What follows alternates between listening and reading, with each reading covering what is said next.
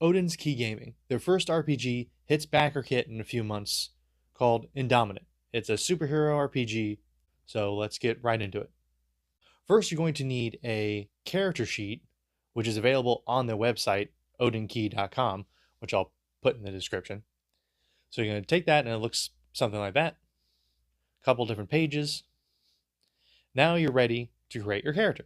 Now all of this is from the primer, which all the rules and stuff are the same for the main game when it comes out. It's just going to have extra powers and maybe some more archetypes and some more stuff like that. But overall, the rest of this should be the same. And they even have a list here, step-by-step super creation of how to create your superhero. So if you take a quick look at it, like I said, number 1 is grab a copy of the character sheet, which is on the website. And then number 2 is choose your archetype, and you get +1 stat bonus based on your chosen archetype. Allocate your 5 initial stat points among all of your stats to a max of 3 at level 1, including adding any bonuses from other sources. Add your health, defense, attack modifier, damage modifier, and control modifier to your character sheet based on your chosen archetype. Maximum drive on the powers page of your character sheet, which is 2 times your super's level. Write down the method you recover drive based on your chosen archetype. Pick a skill to have expertise in based on your chosen archetype. And then write down your level 1 archetype ability or whichever is available at your current level. Now, so we're basically going through and like making a character. So step 2, choose an archetype. And there's a couple different choices in the primer, and go through and see which one you like best. I picked Hunter.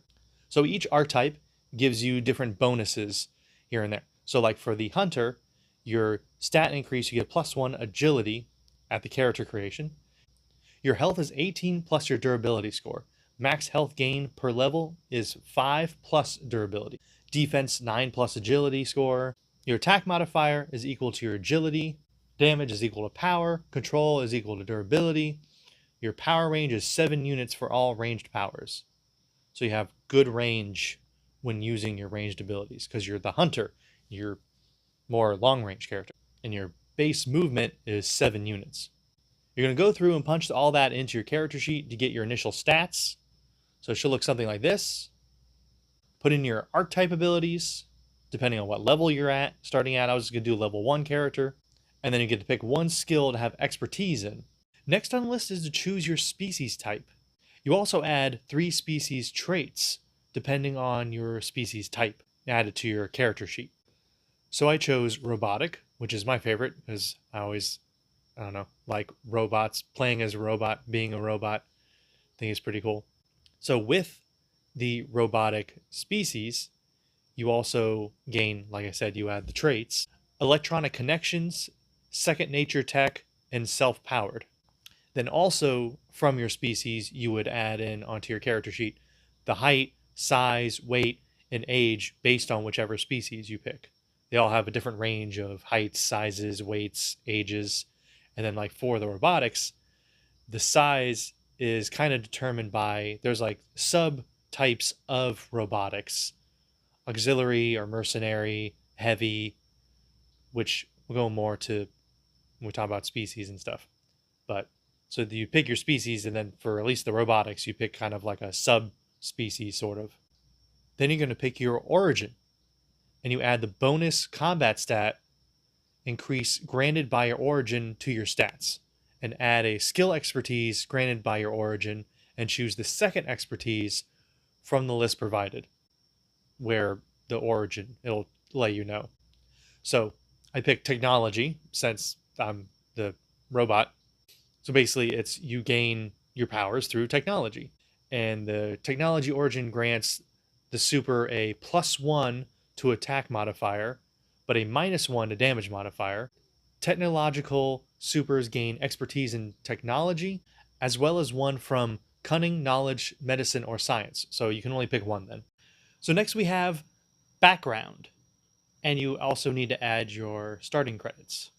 So you're going to add it there on the character sheet. So I picked contractor, and they have pros and cons for picking the different backgrounds. So just for example, the pros for contractor is legally allowed to practice heroism, while contracted with the GLU or IDC, can travel anywhere and do anything within their own resources or capabilities. And then like some cons be maybe considered as performing illegal activities without an active contract.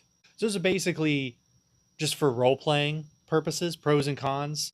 And the next is lifestyle, which basically just determines how your day-to-day life normally would be. I picked comfortable, so basically you make 50 credits per day. That's kind of like the middle ground. You have like the lower end where you don't get a lot of credits if you care about that or not, and then the higher end where you can get a lot of credits and you're more of a, higher society sort of person. And then next on the list is power sets. So I picked psionics, and to figure out how many powers you get, you would go to this leveling chart, and it shows you how many powers, base powers or tier 1 powers or tier 2 powers or whatever you get per level. And then it also shows you your drive recovery, stat points, skill expertise, your abilities and talent gains and whatnot. So as I said, I picked psionics. So you would just put the powers here that you pick. So I'm just making a level 1 character. So I get 2 base powers and 2 tier 1 powers. Now, in each power set also comes with an inherent effect, which you'll put there on the character sheet. And they have different sorts of abilities. You could look at each one and see what they are, and then write down a short description of what it is and how it affects you or whatever you're doing. And that's basically it for making a level 1 character and Indominant. Now, of course, there are plenty of other choices you could make as far as what the different power sets are, backgrounds, archetypes, and whatnot to make different types of characters and your origins and species and whatnot. So there's all kinds of different possibilities and different kinds of supers you can make, which is cool.